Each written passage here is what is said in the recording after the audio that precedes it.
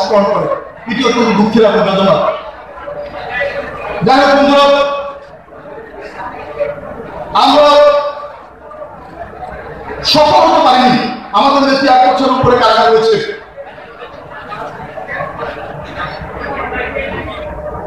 আমাদের আত্মদহন রয়েছে, আমাদের ব্যর্থতা রয়েছে।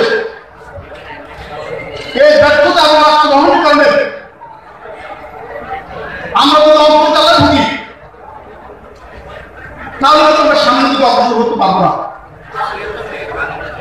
এবং আমাদের নেত্রীকে কারাগার থেকে মুক্ত করতে পারবো না।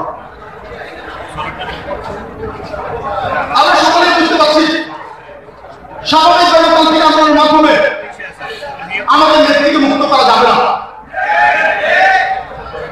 বর্তমান অবৈধ প্রধানমন্ত্রী প্রায়শই উস্কানি দিয়ে থাকেন। যখন কোন দেশের একটু আন্দোলন গড়ে ওঠে, এই রকম উস্কানি দেন, বিশেষ করে নিরাপদ সড়ক আন্দোলনের সময় বা কোটা সংস্কার আন্দোলনের সময় এই ধরনের উস্কানি দিয়েছে যে আন্দোলন করতে পারলে উনি দাবি মেনে নেবেন। আর কোনো দাবি যদি আপনি যৌক্তিকই মনে করেন, তাহলে আন্দোলন করতে হবে কেন? গণতান্ত্রিক বিধি অনুযায়ী যদি আপনি যৌক্তিকই মনে করে থাকেন, তাহলে তো সেটা আপনি বাস্তবায়ন করবেন। উস্কানি দিয়ে দেশের পরিস্থিতি খারাপ করতে চান কেন? আসলে এই দেশে স্বাভাবিকভাবে চলুক, সেটি বর্তমান অবৈধ প্রধানমন্ত্রী চায় না।